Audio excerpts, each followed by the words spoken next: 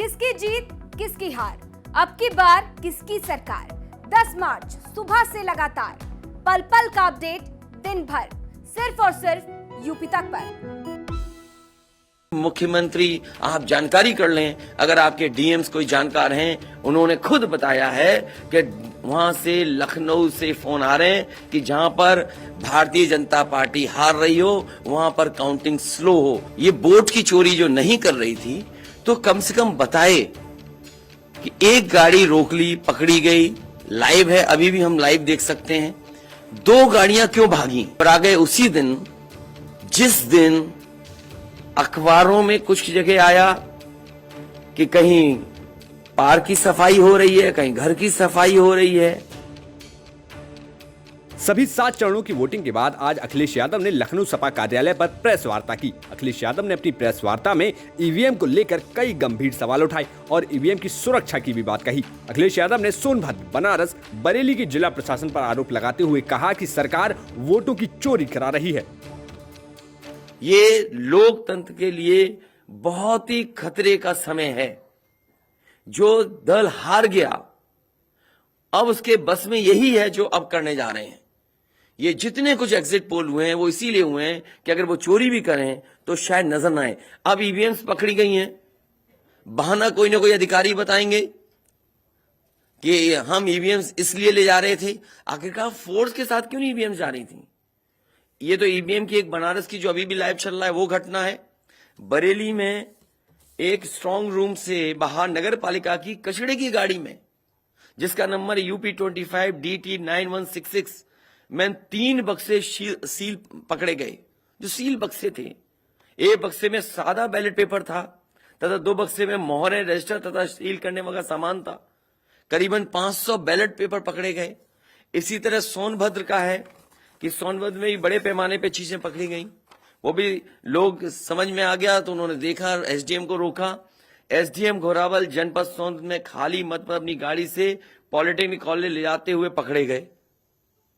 क्या सफाई देगी सरकार? इसीलिए मैंने कहा प्रमुख सचिव मुख्यमंत्री आप जानकारी कर लें, अगर आपके डीएम्स कोई जानकार हैं, उन्होंने खुद बताया है कि वहां से लखनऊ से फोन आ रहे हैं कि जहां पर भारतीय जनता पार्टी हार रही हो वहां पर काउंटिंग स्लो हो और रात तक काउंटिंग लेकर के जाइए। तो मैंने आपसे कहा कि ये लोकतंत्र का आखिरी चुनाव है। इसके बाद तो जिस तरीके से आजादी के लिए लड़ाई लड़ी गई थी उसी तरह की हमें और आपको क्रांति करनी पड़ेगी। मैं तो अपने नौजवानों से अपील करूंगा कि जहां किसान इतने साल बैठे रहे तब सरकार झुकी। कम से कम 3 दिन लोकतंत्र के अखंड प्रहरी बनकर के ईवीएम्स को बचाएं और चुनाव को बचाएं। वहीं बनारस में ईवीएम गाड़ी में पकड़े जाने की जानकारी देते हुए अखिलेश यादव ने वहीं वाराणसी के डीएम से लेकर मुख्य सचिव तक को घेर डाला। और जो आज देखने को मिला है बनारस में कि जहां ईवीएम्स ले जाई जा रही थी, एक ट्रक पकड़ा गया, 2 ट्रक लेकर के भाग गए। अगर सरकार चोरी नहीं कर रही थी, ये वोट की चोरी जो नहीं कर रही थी, तो कम से कम बताए कि एक गाड़ी रोक ली, पकड़ी गई, लाइव है, अभी भी हम लाइव देख सकते हैं। 2 गाड़ियां क्यों भागी? अगर कोई चोरी नहीं थी, प्रशासन ने, सिक्योरिटी ने इतना इंतजाम क्यों नहीं किया? इतनी फोर्स है, अभी इलेक्शन की फोर्स गई नहीं है यूपी से, तो आखिरकार अधिकारी क्यों नहीं कर रहे थे? क्या वजह है कि बिना सिक्योरिटी, बिना इतने इंतजाम के ईवीएम्स जा रही हैं? और ईवीएम्स के बारे में ये मानना है कि किसी भी वेयर हाउस में रखी हो या किसी भी स्ट्रांग रूम में रखी हो तो बिना प्रत्याशी के जानकारी के आप मूव नहीं कर सकते हैं। अगर आपको ईवीएम्स को मूव करना है तो कम से कम जो प्रत्याशी चुनाव लड़ रहे हैं उनकी जानकारी में होना चाहिए। और सोचिए, मुख्यमंत्री आवास से प्रमुख सचिव मुख्यमंत्री जगह जगह फोन कर रहे हो और डीएम्स को बता रहे हो। ये घबरा गए उसी दिन जिस दिन अखबारों में कुछ जगह आया कि कहीं पार्क की सफाई हो रही है, कहीं घर की सफाई हो रही है। और आप में से वो लोग हैं जो जमीन पर घूमे, जो जमीन पर चुनाव चल रहा है, वो भारतीय जनता पार्टी के खिलाफ था। जनता के अंदर नाराजगी थी।